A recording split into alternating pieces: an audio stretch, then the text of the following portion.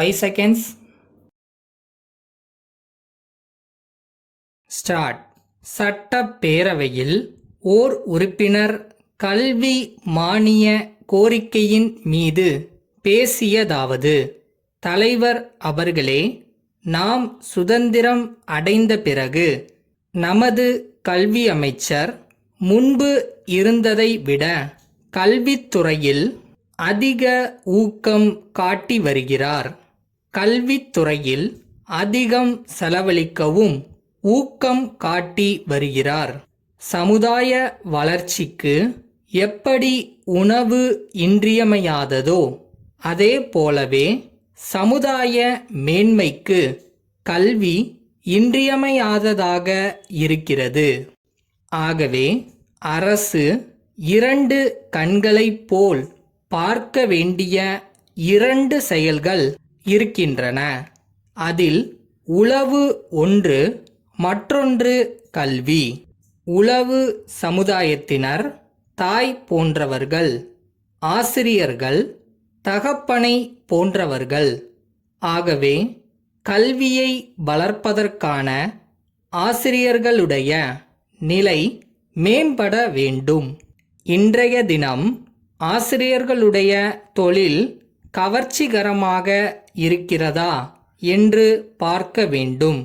வேறு துறைகளில் வேலை கிடைக்காத காரணத்தால் ஏதோ வயிற்று பிழைப்புக்காக ஆசிரிய தொழிலிலாவது ஊதியம் பெறலாம் என்பதற்காகத்தான் ஆசிரியர்களாக வருகிறார்கள்.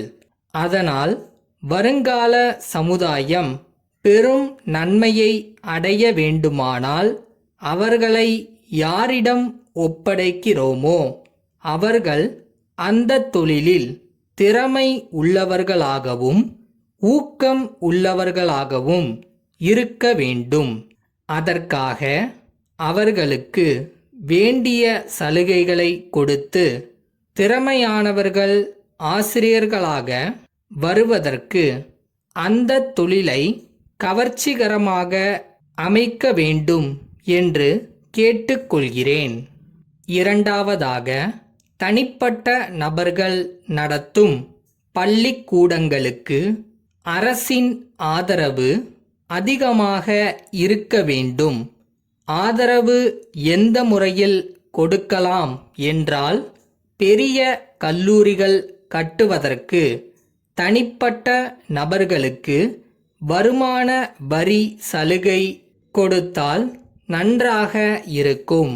அப்படி செய்தால் அவர்கள் பல புது கல்லூரிகளை கட்டி நாட்டில் எல்லோரும் நன்கு படிக்கக்கூடிய வசதிகளை செய்வார்கள் என்று நம்புகிறேன். மூன்றாவதாக, கல்லூரிகளில் படிக்கும் மாணவர்களுக்கு கட்டாயமாக இராணுவ பயிற்சி அளிக்கப்பட வேண்டும்.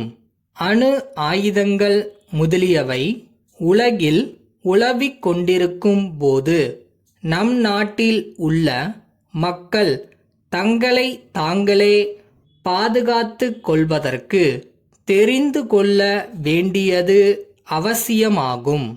கல்லூரியில் படிக்கும் மாணவர்களுக்கு கட்டாய இராணுவ பயிற்சி அளிப்பதன் மூலம் அவர்கள் நாட்டுக்கு சேவை செய்ய ஒரு வாய்ப்பு ஏற்படும்.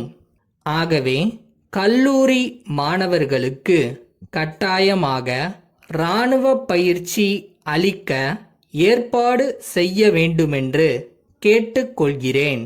நான்காவதாக, கைத்தொழில் பயிற்சிக்கு மோட்டார் பொறியியல் கல்வி படிப்பதற்கு பள்ளி கல்வி இறுதி படிப்பு குறைந்தபட்ச தகுதியாக இருக்கிறது. சில மாணவர்களுக்கு படிப்பில் அக்கறை இருக்காது, ஆனால் தொழில்களில் அக்கறை இருக்கும்.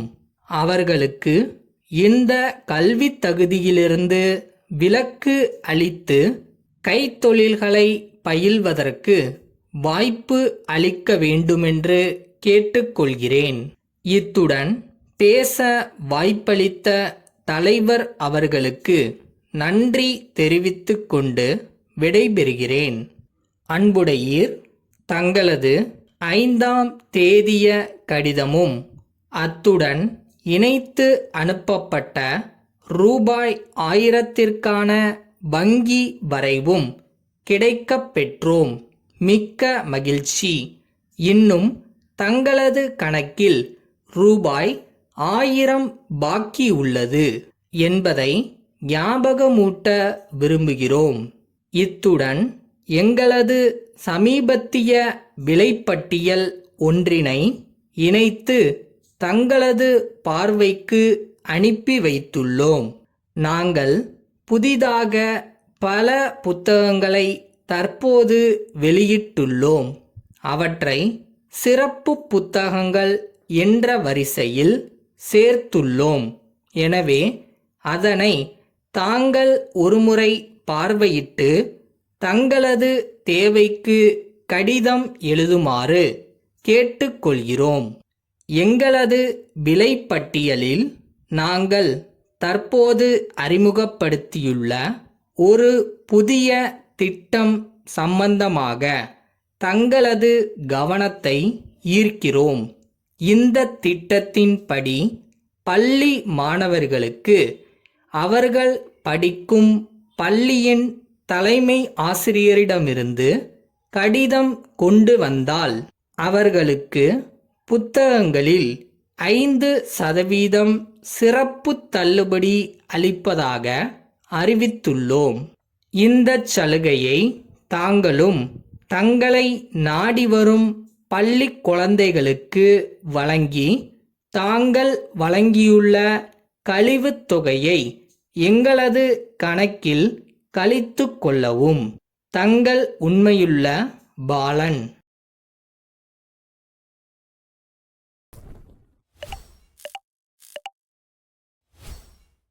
எவ்வளோ நாள் கஷ்டப்பட்டு நம்ம உழைப்பு போட்டிருக்கோம். இதை எப்படி விட முடியும்? ஸோ போராடுவோம். முடிஞ்ச வரை போராடிட்டே இருப்போம்.